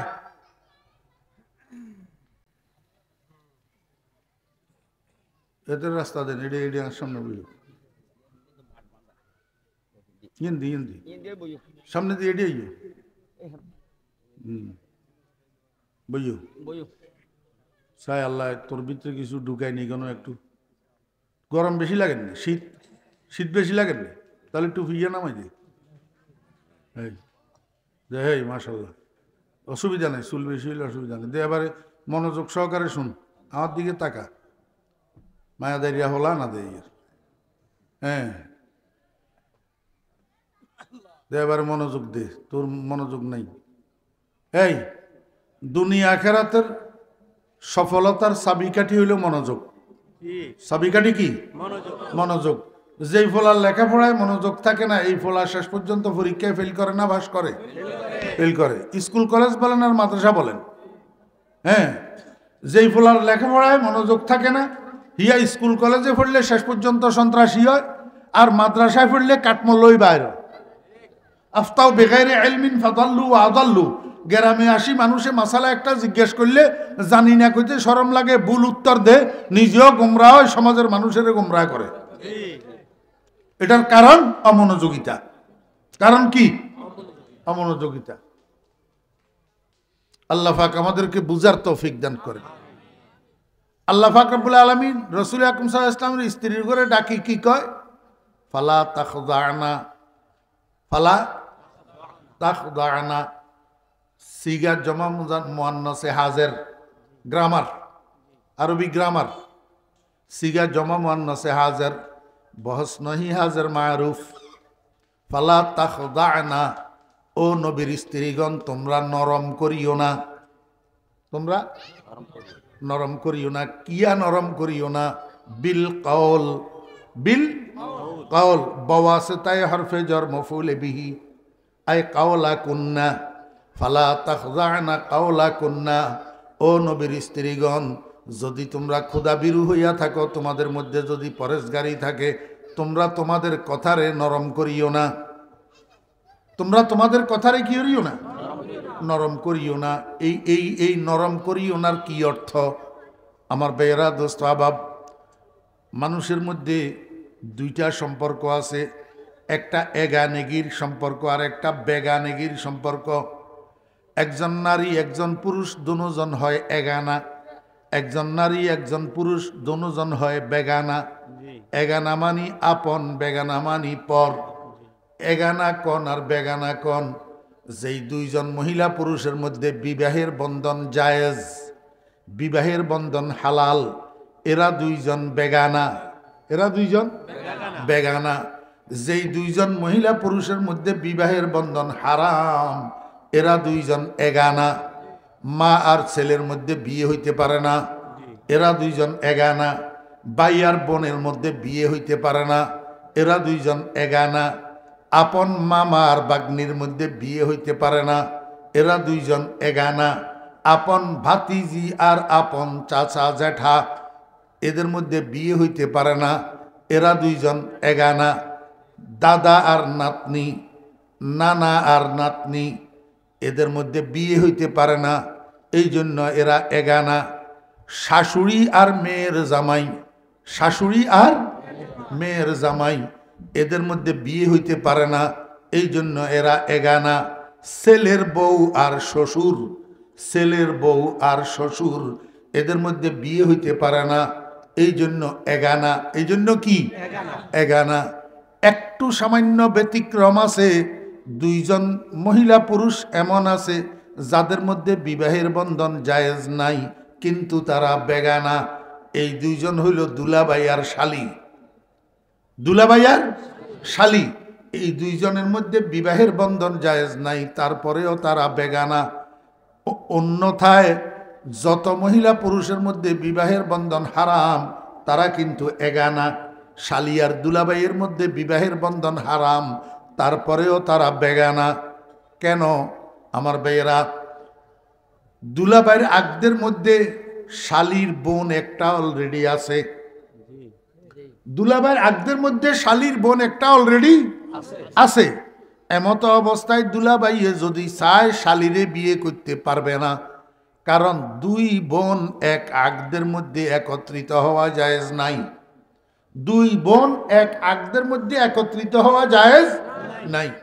দুলাভাইয়ের আগদের মধ্যে বোন যেটা আছে, এটা যদি মারা যায়, তারপরে দুলাভাইয়ে শালিরে বিয়ে করতে পারবে, কিন্তু বোন থাকা অবস্থায় শালিরে বিয়ে করতে পারবে না, হারাম। তারপরেও দুজন বেগানা, তারপরেও দুজন কি এবার এগানা আর বেগানা বুঝছেননি? আল্লাহ পাক রব্বুল আলামিন কয়, ও নবীর স্ত্রীগণ, যেই সমস্ত পুরুষেরা তোমাদের বেগানা, এই সমস্ত পুরুষদের সাথে যদি তোমাদের অগত্যা কথা বলার প্রয়োজন হয়, দরকার হয়, তাহলে বেগানার সাথে কথা বলার সময় লা তাখযানা কাওলা কুন্না, নরম নরম ভাষায় কথা কইও না, নরম নরম সুরে, মিষ্টি মিষ্টি সুরে কথা কইও না, হাসি হাসি, বেটকাই বেটকাই, লেটবাই লেটবাই কথা কইও না। বুঝছেন না? বুঝেন না? এটা আওয়াজের পর্দা। কিসের পর্দা? আওয়াজের পর্দা। বেটকাই বেটকাই, সিয়ন সিয়ন করি, মিডা মিডা সুরে, মিডা মিডা আওয়াজে, নরম নরম করি, বেগানার লগে, খালতো ভাইয়ের লগে, তালতো ভাইয়ের লগে, মামতো ভাইয়ের লগে, চাচাতো ভাইয়ের লগে, জেঠাতো ভাইয়ের লগে, ফুফাতো ভাইয়ের লগে, তালতো ভাইয়ের লগে, দুলা ভাইয়ের লগে, আমার ভাইয়েরা দেবরের লগে, নন্দের জামাইয়ের লগে বেটকাই বেটকাই, লেট বাই লেট বাই, সিয়ন সিয়ন করি, মিডা মিডা আওয়াজে কথা কইও না। কথা আর না আল্লাহর? আমার নিনা কোরআন শরীফ। ও মুসলমান ভাইরা, কোরআন শরীফের 6666 আয়াতের মধ্যে একটা আয়াত যদি কেউ অস্বীকার করে সঙ্গে সঙ্গে কাফের হয়ে যায়। মনোযোগ আসেনি? আল্লাহ পাক রব্বুল আলামিন কয়, বান্দা যদি তুমি বেগানা পুরুষের লগে নরম নরম ভাষায় মিষ্টি মিষ্টি আকর্ষণীয় আওয়াজে কথা কও, তাহলে তোমার কি অসুবিধা হবে? আল্লাহ কয়, ফায়াতমা আল্লাযী ফি কলবিহি মারাদ, ফায়াতমা আল্লাযী ফি কলবিহি মারাদ। হুজুর করে জিজ্ঞাসা করেন, আমার যদি ভুল হয়, তামা ইয়াতমাউ তামান বামানা লালচ করনা, লোভ করা, লালসা করা। আল্লাহ কয় ফায়াতমা, তখন লালসা করবে। কে লালসা করবে? আল্লাযী ফি কলবিহি মারাদ, যার অন্তরের ভিতরে রোগ আছে, অর্থাৎ জাতের দিল বালানো। তুই বেগানা মহিলা বেগানা পুরুষের লগে কথা কইবা, যে হোলা জিয়ার লগে কথা কইবা, মানুষ জিয়ার লগে কথা কইবা, এতের দিল কি চিকিৎসা হইয়া দিল নি? দিলের ভিতরে রোগ, দিল খারাপ যদি হয়, ইয়াতমা, হাতে তোমার দিকে লালসার হাত বাড়াবে, তোমারে কুপ্রস্তাব দিয়া বসবে। যেই কুপ্রস্তাবে তুমি রাজি হইলেও ধ্বংস, রাজি না হইলেও ধ্বংস। এতের কুপ্রস্তাবে তুমি রাজি হইলেও জাহান্নাম, আর রাজি না হইলে এসিড নিক্ষেপ খাইবে লাই তৈয়ার। জি, আল্লাহু আকবার। রব্বুল আলামিনের জিজ্ঞেস করলাম, রব্বুল আলামিন তাহলে কি বেগানা নারীরা কোনো সময় যদি প্রয়োজন হয় তাও বেগানা পুরুষের সাথে কথা বলতে পারবে না নাকি? আল্লাহ কয়, পারবে না কেন? পারবে। ওয়াকুলনা কাওলাম মারুফা, যদি কোনো বেগানা নারীর বেগানা পুরুষের সাথে অগত্যা কথা বলার দরকার হয়, তাহলে মারুফ কথা বলবে। মারুফ কথা, কি কথা বলবে? আমার মুখে মুখে কর না, কি কথা কইব? মারুফ কথা। মারুফ কথা কর কর, মারুফ কথা। কি কথা কইব? মারুফ কথা। মারুফ কথা। মুফাসসিরিন একরাম রাহিমাহুল্লাহর জিজ্ঞাসা করলাম, হুজুর আল্লাহ যে কইল বেগানা মান্যলা বেগানা পুরুষের সাথে কথা কইতে মারুফ কথা কইব, এখন মারুফ কথা এটা কোন জানোয়ারের নাম? মারুফ কথা এখন কিচ্ছা কথা? মুফাসসিরিন কেরামের জিজ্ঞাসা করলাম, মুফাসসিরিন কেরাম রাহিমাহুল্লাহ কয়, কথা বলা প্রথমে 3 ধরনের, তারপরে আবার 3 ধরনের। কথা বলা প্রথমে 3 ধরনের, প্রথমে 3 ধরনের কথা, তারপরে আবার 3 ধরনের কথা। 1 নম্বর, আল্লাহু আকবার। আমার ভাইয়েরা, দোস্ত আহবাব, 1 নম্বর, একজন মানুষে আপনার একটা প্রশ্ন করল, আপনি কোনো উত্তর দিলেন না, খামুশ রইলেন, এইটাও এক ধরনের কথা। চুপ থাকলেন, এইটাও এক ধরনের কি কথা। আরেকটা, একজন মানুষ আপনারে একটা প্রশ্ন করলো, আপনি একটা প্রশ্নের 5টা উত্তর দিলেন। কয়টা উত্তর দিলেন? 5টা উত্তর। আরেকটা, একজন মানুষ আপনারে একটা প্রশ্ন করলো, আপনি একটা প্রশ্নের একটা উত্তর দিলেন। তাহলে কয় প্রকার হইল? 3 প্রকার। 1 নম্বর হইল চুপ থাকন, উত্তর ন দিয়ন। আরেকটা হইল একটা প্রশ্নের 5টা উত্তর দেয়ন। আরেকটা হইল একটা প্রশ্নের একটা উত্তর দেয়ন। বুঝছেন না? বুঝেন না? এই হইল কথা বলার ধরন 3 প্রকার। আবার কথা বলার ধরন 3 প্রকার। এটা কি? কয় যে 1 নম্বর হইল কথা বলা মিষ্টি ভাষায়। 1 নম্বর হইল মিষ্টি ভাষায়, মিষ্টি আওয়াজে। আরেকটা হইল কথা বলা কর্কশ ভাষায়, কর্কশ আওয়াজে। আরেকটা হইল কথা বলা স্বাভাবিক কণ্ঠে, স্বাভাবিক আওয়াজে, মিষ্টিও না কর্কশ না। তাহলে কথা বলা আবার কয় প্রকার হইল? 3 প্রকার। এই 6 প্রকার হইল নি কথা বলার ধরন। আমি একটা উদাহরণ দিই আপনার ঘরে, তো বালা বুঝবেন। এখন তো সহশিক্ষার যুগ। হোলার মান্যা একই কলেজে পড়ে, হোলার মান্যা একই কলেজে পড়ে, একই গ্রামের হোলা, একই গ্রামের মান্যা, এক রাস্তা দিয়ে দুজন কলেজে আসা যাওয়া করে। এখন আসা যাওয়ার পথে একদিন হোলায় মান্যা ইয়ার সামনে দিয়ে খায়, কয় যে, এই তোমার নাম কি না? কি করল? প্রশ্ন করল। কি কি করল? প্রশ্ন করল। তাহলে প্রথম 3 প্রকারের কোন প্রকারে মাইয়াইয়ে উত্তর দিব? চুপ থাকব না? চুপ থাকতো না। চুপ থাকলে প্রশ্ন করছে যে হোলাইয়ায় মনে মনে কইব, ওরে বাপ রে বাপ, কি অহংকারী মাইয়া না, কথাও তো কয় না, উত্তরও তো দেন। আচ্ছা ঠিক আছে, তোমার চাইল মুখ। হ্যাঁ, আরেক প্রকার হইল একটা প্রশ্নের 5টা উত্তর দেওয়া। জিজ্ঞাসা করছে কি, এই তোমার নাম কি না? হেবিডিয়ে আমার নাম সকিনা, আর আব্বার নাম আব্দুর রহমান, আন্ডা ভাই ভুইয়া ভাই, আই ইন্টারে 2nd ইয়ারে পড়ি। ভাইয়া আপনার কি নাম না? তাহলে একটা প্রশ্নের কয়টা উত্তর হইল? 5টা উত্তর। আর একটা কথা বলার ধরন হইল, এই তোমার কি নাম না? জি আমার নাম সকিনা। পাশ কাটি চলে গেল। এই মাঝখানের ধরন যেটা, এটার নাম কাউলে মারুফ। এটার নাম কাউলে মারুফ। মারুফ কথা এবারে বুঝছেননি? উত্তর ন দেন নিয়েন মারুফ কথা ন। এক প্রশ্নের 5টা উত্তর দেন নিয়েন মারুফ কথা ন। একটা প্রশ্নের একটা উত্তর, এটার নাম মারুফ কথা। এবারে আইয়েন দ্বিতীয় রাউন্ডে। দ্বিতীয় রাউন্ডে কথা বলার ধরন আবার 3 প্রকার। একটা হইল মিষ্টি ভাষার কথা, আরেকটা হইল কর্কশ ভাষার কথা, আরেকটা হইল স্বাভাবিক কণ্ঠে স্বাভাবিক আওয়াজের কথা। তো হোলারে মান্যায় জিজ্ঞাসা করি, মান্যারে হোলায় জিজ্ঞাসা, এই তোমার নাম কি না? তো মান্যায় কহ যে ওই আগের কথা ইয়ারে। জি ভাইয়া আমার নাম সকিনা, আন্ডা ভাই ভুইয়া বাড়ি না। আপনার নাম কি না? কথা বুঝছেন? এটা এটা কোন ধরনের কথা হইল? কর্কশ ভাষার কথা না মিডিয়া ভাষার কথা? মিডিয়া ভাষার কথা। আরেকটা হইল কর্কশ ভাষার কথা। হোলায় জিজ্ঞাসা, এই তোমার নাম কি না? একেবারে সেন্ট্রাল দিয়ে হিড়ি দিমু, ওটা শুয়ারের বাচ্চা, তোর কি দরকার? এটা একটা উত্তর না। আর একটা উত্তর হইল একটা প্রশ্নের একটা উত্তর স্বাভাবিক আওয়াজে স্বাভাবিক কণ্ঠে, এই তোমার কি নাম না? জি আমার নাম সকিনা। পাশ কাটি চলে গেল। এবার বুঝছেননি?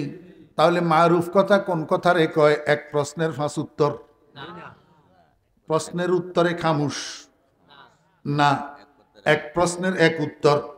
মিষ্টি মিষ্টি ভাষায়, কর্কশ ভাষায় না স্বাভাবিক আওয়াজে? স্বাভাবিক আওয়াজে একটা প্রশ্নের একটা উত্তর, এইটার নাম হইল মারুফ কথা। আল্লাহ কয়, বান্দি যদি তুমি এক প্রশ্নের 5 উত্তর দিও তাহলে হেতেরে প্রশ্রয় দিলা, এবার আগামীকাল আবার হেতে তোমার লগে কথা কই বেলায় সুযোগ তো আইব।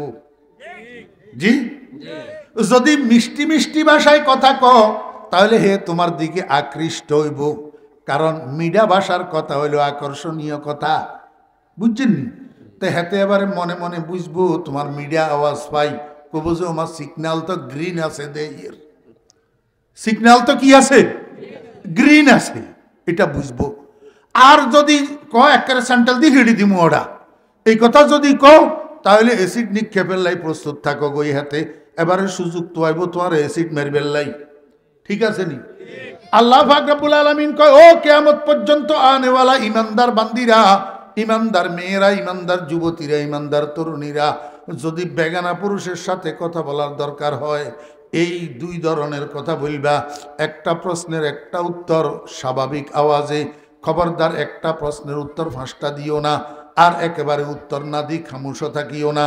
আর মিডা মিডা লেট ভাইয়া কত কইও না, কর্কশ ভাষার কত কইও না। একটা প্রশ্নের একটা উত্তর দিবা স্বাভাবিক আওয়াজে, এটার নাম কাউলে মারুফ, মারুফ কথা। তাহলে তোমার আর কোনো বিপদ নাই, তাহলে তোমার আর কোনো বিপদ নাই। এটার নাম আওয়াজের পর্দা। এটার নাম কিসের পর্দা? তাহলে কয় প্রকার বুঝলেন? 2 প্রকার। আরেক প্রকার 3 নম্বর, এটা শেষ। এটার নাম হলো শরীরের পর্দা। আমার মা বোনেরা, বর্তমান যুগে অনেক মহিলারা আছে পর্দা করে, কিন্তু পর্দা কেমনে করে বুঝে না। পর্দা কেমনে করে? আমার বেইরা দোস্ত বাপ, পর্দা করার জন্য বোরকা কতগুলা সিলায়, বোরকা এগুলার দ্বারায় পর্দা আরো বেশি নষ্ট হয়। কারণ এমনি স্বাভাবিক শাড়ি পরি, সালোয়ার কামিজ পরি যদি রাস্তায় নামে, মানুষ এত বেশি রেনে না এই টেডি বোরকায় গুণের দিকে যত বেশি রেনে। ঠিক না বে ঠিক? তাহলে এই বোরকা কি পর্দা রক্ষা হইলো না পর্দা ভঙ্গ হইলো? আমার ভাইরা দুস্তাবাব, কতগুলা মহিলা আছে পর্দা করে, পর্দা করার জন্য বোরকা বানায়, পর্দা করার জন্য হেজাব বানায়, বোরকা পরে হেজাব পরে, কিন্তু চেহারাটা খোলা লইয়া মার্কেটে মার্কেটে ঘুরে।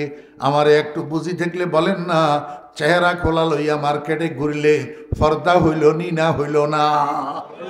পর্দা উনাদের জন্য, এই পর্দা বুঝেবের জন্য আমি আপনাদেরকে একটা ঘটনা শুনাই। এই বছর আমার 64 জেলার মাহফিলের ম্যাক্সিমাম মাহফিলের মধ্যে আমি এই পর্দার বয়ান করতেছি। আমার বেরা দোস্ত আবাব, যখন সময়ের তাগিদ যেটা, যখন সময়ের চাহিদা যেটা, এটা সব জায়গায় বলতে হবে। আমনে কিনলেই বাত একবার বেয়ানে খান, আরেকবার দূরফে খান, আরেকবার বিয়ালে খান, নিজের ঘরে হইলে হেডিও খান, দাবাতে গেলে এডিও খান, এতবার ভাত খান কায়েক কই বাতে না। আমিও আমারে আমনে কইতে নেতেন এতবার ওয়াজ করেন কা এক কই ওয়াজে না কিনলেই ক্যামেরা আছে, মনে মনে কব যে হুজুরে খালি হত্য জায়গায় এক কই ওয়াজে না করে, তুই কিনলে হত্য জায়গা তথ্য বেলায় এক কই ভাত খ। দরকারি জিনিস বারবার খন লাগে, দরকারি কথা বারবার কন লাগে। এই কথার মানি এই কথা ন যে হুজুরে ওয়াজ আর জানে না, আর তুই সেইটা মনে করলেও আর কিছু হইয়ে যায় না। আই নতুন ওয়াজ করেন জানো, 42 বছর ওয়াজ করি, 42 বছর। আমার ভাইরা দোস্ত আবাব, আপনি বোরকা গায়ে দিলেন, নেকাব পরিধান হেজাব পরিধান করলেন, কিন্তু নেকাব লাগাইলেন না, চেহারাটা খোলা, পর্দা হইতেছে না। পর্দা কারে কয় আমি আপনার ঘরে একখানা শুনাই। রসুল আকরম সাল্লাল্লাহু আলাইহি ওয়াসাল্লামের কলিজার টুকরা কন্যা, রসুল আকরম সাল্লাল্লাহু আলাইহি ওয়াসাল্লামের আদরের দুলারি হযরতে ফাতেমা রাদিয়াল্লাহু আনহার ইন্তেকালের ঘটনা মনোযোগ আসেনি? রমজান মাস, কি মাস? রমজান মাস। হযরতে ফাতেমা রাদিয়াল্লাহু আনহা অসুস্থ। কি অসুস্থ? জ্বর। জ্বর কি অসুস্থ? জ্বর। এই জ্বরে আক্রান্ত অবস্থায় হযরতে ফাতেমা রাদিয়াল্লাহু আনহা রাত্রে ঘুমাইছেন। রাত্র যখন শেষ ভাগ হইছে, সেহরির সময় হওয়ার একটু আগে হযরতে ফাতেমা স্বপ্ন দেখতেছেন ওনার আব্বাজান দোজাহানের সম্রাট রহমতুল্লিল আলামিন জনাবে মুহাম্মদুর রাসূলুল্লাহ সাল্লাল্লাহু আলাইহি ওয়াসাল্লাম অন্ধকারের মধ্যে ফাতেমার ঘরে ঢুকছে। ঘরে ঢুকি এদিক সেদিক তাকায়, কাকে যেন তালাশ করে। স্বপ্নের মধ্যেই ফাতেমা আব্বাজানের জিজ্ঞেস করে, আব্বাজান এই অন্ধকারের মধ্যে আপনি আমার ঘরে ঢুকি কারে তালাশ করতেছেন? রসুল আকরম সাল্লাল্লাহু আলাইহি ওয়াসাল্লাম কয়, ফাতেমা মা আমার তোমারে তালাশ করতেছি, তোমারে তালাশ করতেছি একটা স্বপ্ন সংবাদ দেওয়ার জন্য। হযরতে ফাতেমা তো জোহরা রাদিয়াল্লাহু আনহা জিজ্ঞাসা করেন, আব্বাজান কি সংবাদ দিবেন? রহমতুল্লিল আলামিন কয়, মা সংবাদটা হইল যেহেতু রমজান মাস, আগামী দিন তো রোজা রাখবা, আর আগামী দিন রোজা রাখার জন্য সেহরি খাইবা তোমার স্বামীর সাথে, আলীর সাথে, আলীর দস্তরখানে। কিন্তু মনে রাখিও আগামীকাল রোজা শেষে ইফতার করিবা কিন্তু আব্বাজানের সাথে জান্নাতের দস্তরখানে। রোজা রাখবা আগামী দিন, সেহরি খাইবা স্বামীর লগে, স্বামীর দস্তরখানে আলীর সাথে, কিন্তু আগামী দিন রোজা শেষে ইফতার করিবা আব্বার লগে জান্নাতে। আমার বেরা দোস্ত আবাব, বুঝি থাকলে বলেন না, যে সময় ফাতেমা এই স্বপ্নটা দেখের, এই সময় রসুল আকরম সাল্লাল্লাহু আলাইহি ওয়াসাল্লাম দুনিয়াতে না আখিরাতে? কেন? এই ঘটনার 6 মাস আগে মুহাম্মদুর রাসূলুল্লাহ সাল্লাল্লাহু আলাইহি ওয়াসাল্লামের ইন্তেকাল হইয়া গেছে। কয় মাস আগে? 6 মাস আগে। তাহলে ফাতেমা স্বপ্ন দেখলো আব্বাজানের সাথে আগামী দিন ইফতার করা জান্নাতে। এটার অর্থ কি? স্বপ্নের তাৎপর্য কি?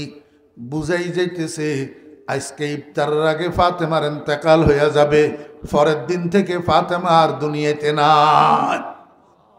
যদি ইন্তেকাল না হয় তাহলে ফাতেমা দুনিয়াতে থাকি আব্বার সাথে জান্নাতে ইফতার করবে কেমনে? বুঝছেন নি কিছু?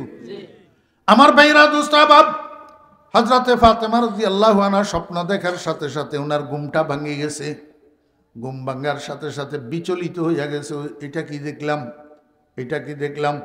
रसूल अकरम सल्लल्लाहु अलैहि वसल्लम मेয়ে ना এটা बाप का बेटा बहुत ना हो तो थोड़ा थोड़ा बाप का बेटा सिपाही का घोड़ा একটা কথা আছে না রহমতুল্লিল আলামিনের কন্যা স্বপ্নের তাৎপর্য বুঝতে উনার এক সেকেন্ডও লাগে নাই সাথে সাথে বুঝি গেছে আগামীকালের দিনটা এই পৃথিবীর জন্য আমার শেষ দিন আমার বুঝি গেছে ফাতেমা আল্লাহু আকবার টাইম হিসাব করে দেখছে সেহরি খাওয়ার সময় হয়ে গেছে স্বামীরে জাগাইছে স্বামী কোন কথা কয় না আলী রাদিয়াল্লাহু আনহু স্বামীরে ঘুম থেকে জাগাইছে সত্য কিন্তু স্বপ্নের কথা কয় না স্বপ্নের কথা বলে না কেন বলে না স্বপ্নের কথা হযরতে ফাতেমা রাদিয়াল্লাহু আনহা জানে হযরতে আলী ফাতেমারে কলিজার টুকরার চেয়েও বেশি মহব্বত করে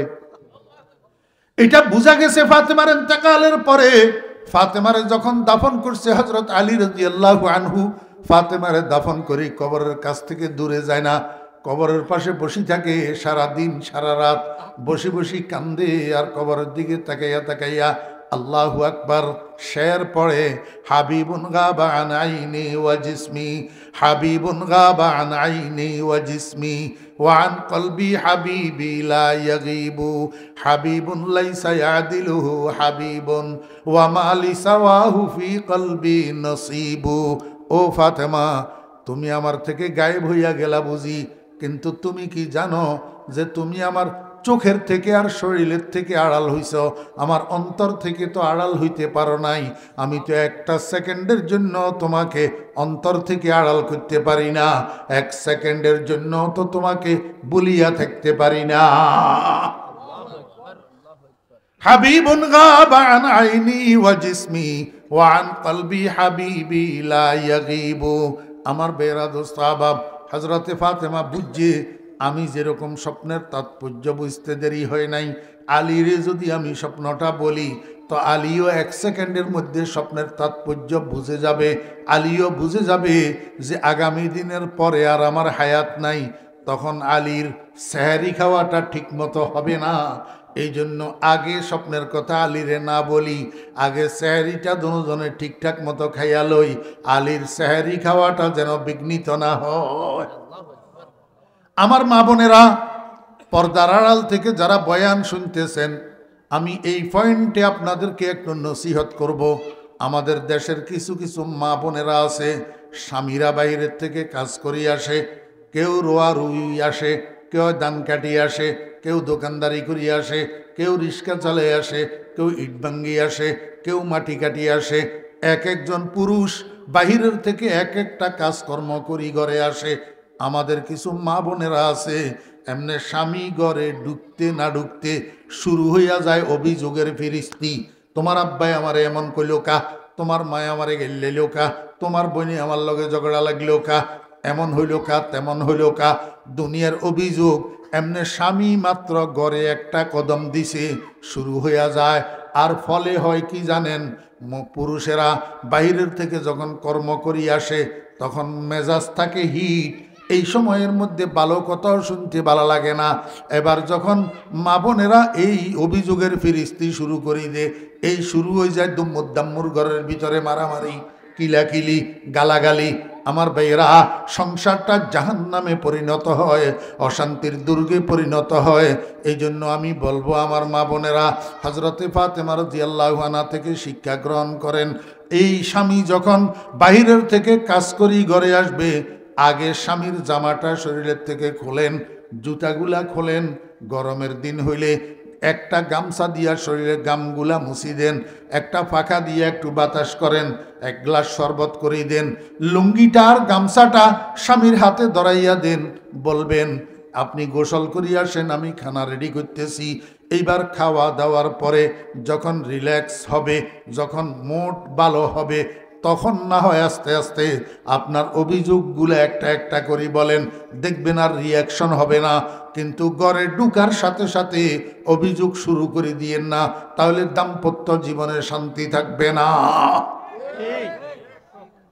আমার ভাইরা দোস্ত আহবাব হযরতে ফাতেমা রাদিয়াল্লাহু আনহা হযরত আলী রাদিয়াল্লাহু আনহুকে নিয়ে ঠিক মতো সেহরি খাইছেন সেহরি খাওয়ার পরে ফাতেমা ঘরের এক কোনায় নামাজের মুসাল্লা বিছাইয়া ফজরের নামাজ পড়ার প্রস্তুতি নিচ্ছিলেন।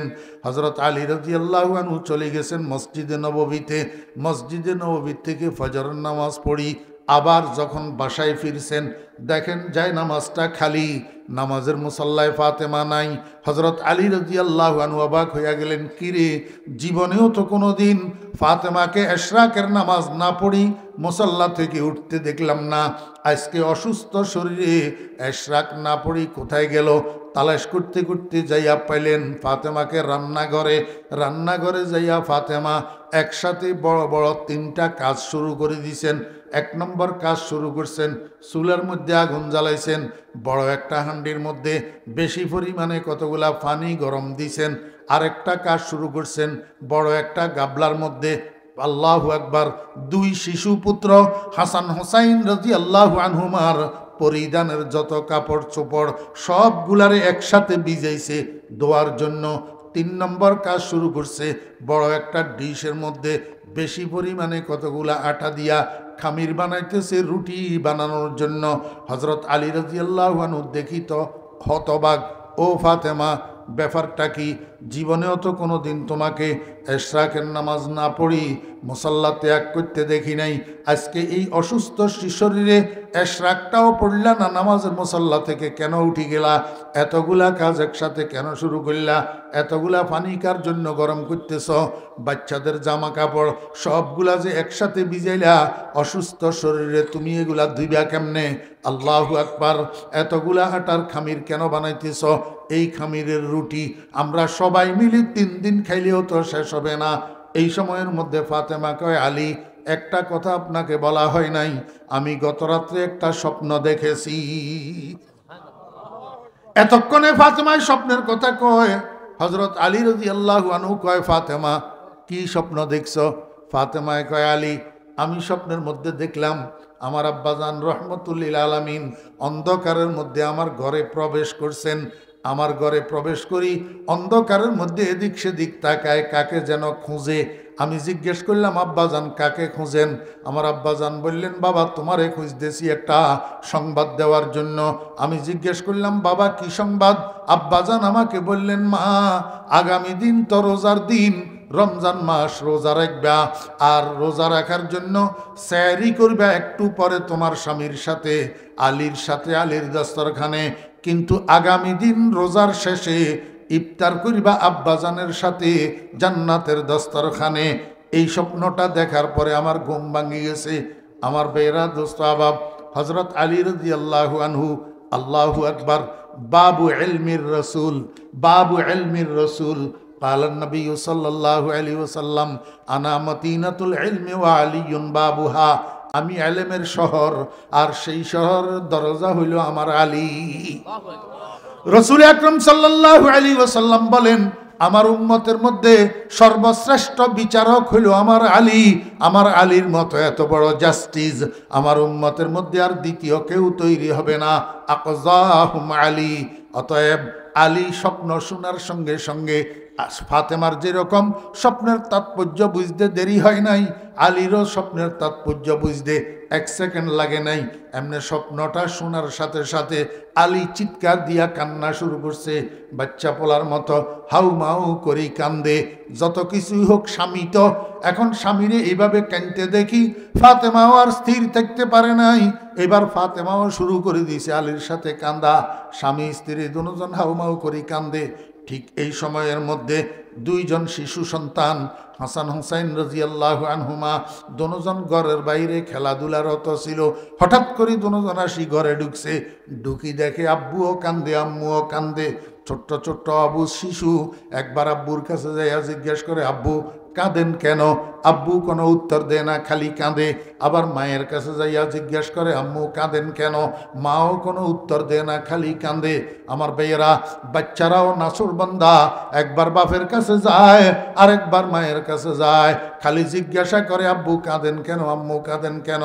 বিরক্ত হইয়া হযরতে ফাতেমা রাদিয়াল্লাহু আনহা কয়, বাবারা এই সময় তোমরা দুজন নানাজির কাছে চলে যাও।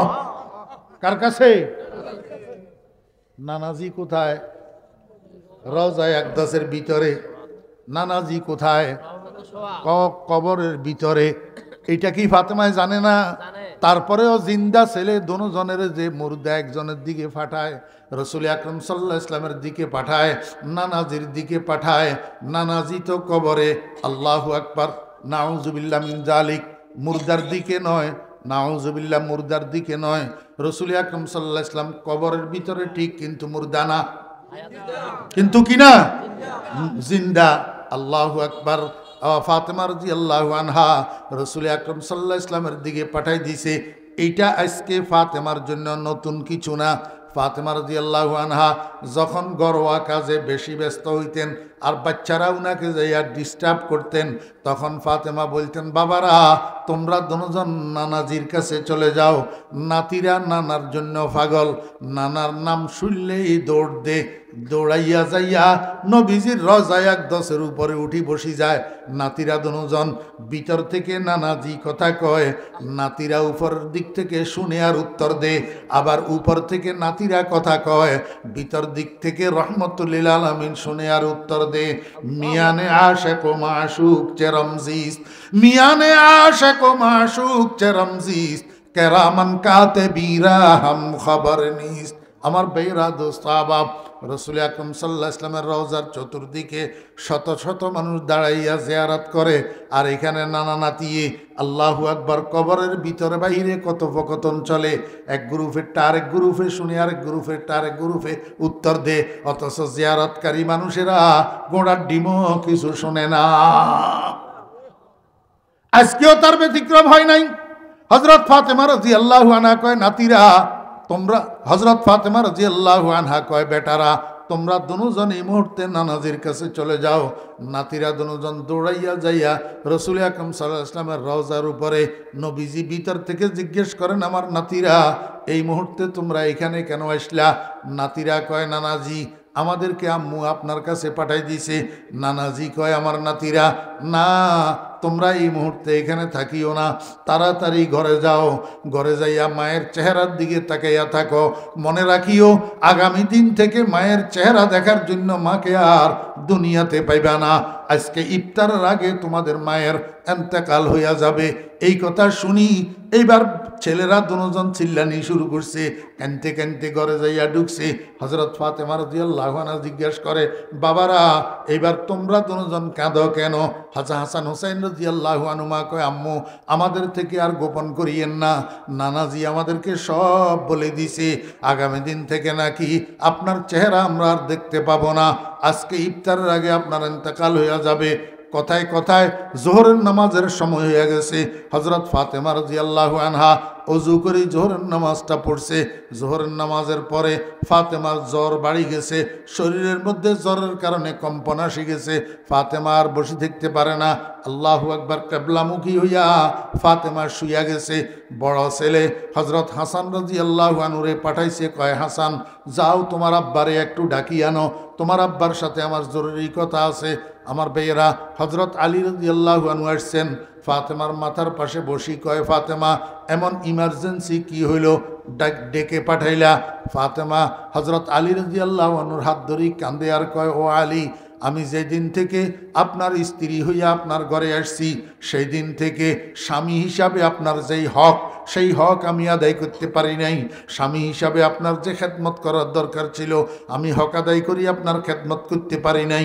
আমার এই ত্রুটির জন্য কিয়ামতের ময়দানে আল্লাহ পাকের আদালতে যদি আপনি আমার বিরুদ্ধে নালিশ করেন, তো সন্তান হিসাবে আমি কন্যার কারণে কোটি কোটি মানুষের সামনে আমার আব্বা রহমতুল লিল আলামিন শর্মিন্দা হবে। আমার কারণে আমার আব্বা শর্মিন্দা হোক, এটা আমি বরদাস্ত করতে পারবো না।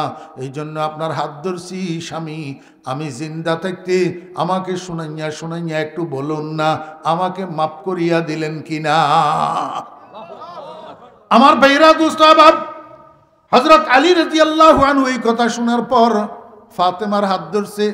হাত ধরিয়া এবার আলী কান্দে। কান্দি কি কয়, ও ফাতেমা, তুমি তো দোজাহানের বাদশার কন্যা, তুমি তো রহমতুল লিল আলামিনের আদরের দুলারি।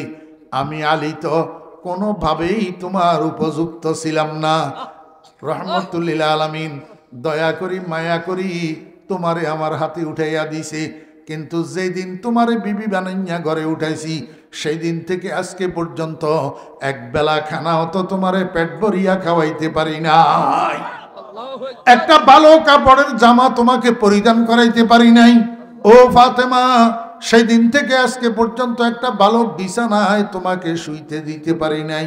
ফাতেমা বলো না, তোমার যে আমি এই অযত্ন করলাম, তোমার যে যথাযথ খেদমত আমি করতে পারলাম না, এটার কারণে তুমি কোনো কিয়ামতের ময়দানে তোমার আব্বার কাছে আমার বিরুদ্ধে নালিশ করবেনি কোনো? ফাতেমা, জিন্দা থাকতে আমার একটু মাফ করিয়া দিয়া যাও। আমার ভাইয়েরা, স্বামী স্ত্রীর হাত ধরি কান্দে আর মাপ চায়, স্ত্রী স্বামীর হাত ধরি কান্দে আর মাপ চায়। আমার মা বোনেরা, এইটার নাম দাম্পত্য জীবন, এইটার নাম স্বামী স্ত্রীর সংসার, এইটার নাম স্বামী স্ত্রীর জীবন। আমরা যে স্বামী স্ত্রীর দাম্পত্য জীবন যাপন করতেছি, আল্লাহু আকবার, ঘরের মধ্যে গালাগালি মারামারি, স্বামী স্ত্রীর মা বাপ 14 গোষ্ঠী ধরিয়া গালিগালাজ করে, স্ত্রীর স্বামীর মা বাপ 14 গোষ্ঠী ধরিয়া গালিগালাজ করে, এটা তো হাইওয়ান জানোয়ারের সংসার, এটা কোনো স্বামী স্ত্রীর সংসার না। স্বামী স্ত্রী হইলে স্বামী স্ত্রী হযরত আলী রাদিয়াল্লাহু আনহু আর ফাতেমা রাদিয়াল্লাহু আনহার মতো স্বামী স্ত্রী হওয়া চাই। আমার মা বোনেরা, ও ছোট ভাইয়েরা আমার, যারা আজকে বিবাহিত আছেন, যুবকেরা আছেন, খবরদার, আপনাদের কাছে মিনতি করি, ঘরের মধ্যে স্বামী স্ত্রী ঝগড়া করবেন না, ঘরের মধ্যে স্বামী স্ত্রী একে অপরকে গালাগালি করবেন না, মারামারি করবেন না। 1 নম্বর, যেই ঘরের মধ্যে স্বামী স্ত্রীর ঝগড়া, সেই ঘরের মধ্যে বরকত থাকে না, সেই ঘরের রুজি রোজগারে বরকত হয় না। কোটি টাকা রুজি করবেন কিন্তু শান্তি থাকবে না, শান্তি থাকবে না। 2 নম্বর, বিশেষ করে আমার মায়েরা বাবারা, যখন আল্লাহু আকবার একজন স্বামী দেখবেন আপনার স্ত্রীর গর্ভে আপনার সন্তান, স্ত্রী গর্ভে সন্তান ধারণ করছে, এই সময়ের মধ্যে স্বামী স্ত্রী দুজন সাবধান, একে অপরকে গালি দিবেন না, একে অপরের সাথে কটু কথা বলবেন না, মারামারি করবেন না, ফিডাফিডি করবেন না। কারণ গর্ভে সন্তান থাকা অবস্থায় স্বামী স্ত্রী দুজন যেই কাজ বেশি করে, যেই কাজ বেশি করে, যেই কথা বেশি শুনে, যেই কথা বেশি বলে, যেই খানা বেশি খায়, এইটার একটা এফেক্ট গর্ভের সন্তানের উপর পড়ে। মনে রাখবেন, সন্তান গর্ভে থাকা অবস্থায় মা যদি জাল বেশি খায়, গর্ভের সন্তান জাল প্রিয় হয়। সন্তান গর্ভে থাকা অবস্থায় মা যদি মিষ্টি বেশি খায়, সন্তান মিষ্টি প্রিয় হয়। সন্তান গর্ভে থাকা অবস্থায় মা যদি বেশি বেশি কোরআন তেলাওয়াত করে, জিকির আজকার করে, দরুদ শরীফ পড়ে, গর্ভের সন্তান নেককার হয়, আল্লাহওয়ালা হয়, আলেমে হাক্কানি রব্বানি হয়। মা যদি গর্ভের মধ্যে সন্তান লইয়া বেশি বেশি সিনেমা দেখে আর গান শুনে, এই সন্তান গর্ভের থেকে 10 জনে গানের হাফেজ হইয়া বাইর হয়। এই ছেলে মদদিয়ার জুয়ারিয়ার সন্ত্রাসী না হইয়া কি হবে আমাকে বলেন না? আব্দুল কাদের জিলানী রহমতুল্লাহ আলাইহির জীবনীর মধ্যে লেখছে, আব্দুল কাদের জিলানী রহমতুল্লাহ আলাইহি প্রথম দিন 5 বছর বয়সে প্রথম দিন উনার আম্মা যেই হাফেজিয়া মাদ্রাসায় ভর্তি করাইছে, ওই হাফেজিয়া মাদ্রাসার হুজুর প্রথম দিন উনারে আলহামদু শরীফ সূরা ফাতিহা মুখস্থ করাইছে।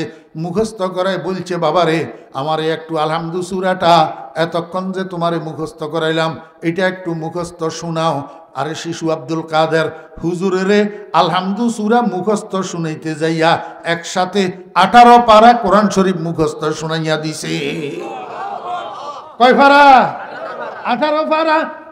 হেফজখানার হুজুর আব্দুল কাদেরের মারে খবর দিছে, জিজ্ঞাসা করে, বোন আপনি তো কইলেন আপনার ছেলেরা আর কোনো মাদ্রাসায় পড়ান নাই, কোনো শিক্ষকের সামনে বসান নাই, জীবনে প্রথম আমার কাছে নিয়ে আসছেন, আমি তো আপনার ছেলেরে শুধু আলহামদু সূরাটা মুখস্থ করাইলাম আর আমারে শুনাইতে কইলাম, আর আপনার ছেলে আলহামদু সূরা শুনাইতে যাইয়া 18 পারা কোরআন শরীফ যে আমারে শুনাইয়া দিল, এটা কিভাবে সম্ভব? আব্দুল কাদের জিলানীর মায় কয়, হুজুর আমি মহিলাটা একটু বেশি কোরআন তেলাওয়াত করি, কাজের ফাঁকে অবসর পাইলেই আমি কোরআন শরীফ খুলি বসি, কোরআন তেলাওয়াত না করলে আমার পেটের ভাত হজম হয় না, আমার চোখে রাত্রে ঘুম আসে না, আমার তো মনে হয় আমি আমার আব্দুল কাদের গর্ভে থাকা অবস্থায় কোরআন শরীফ তেলাওয়াতের মাত্রাটা একটু বাড়াই দিয়েছিলাম, বেশি বেশি কোরআন তেলাওয়াত করতাম।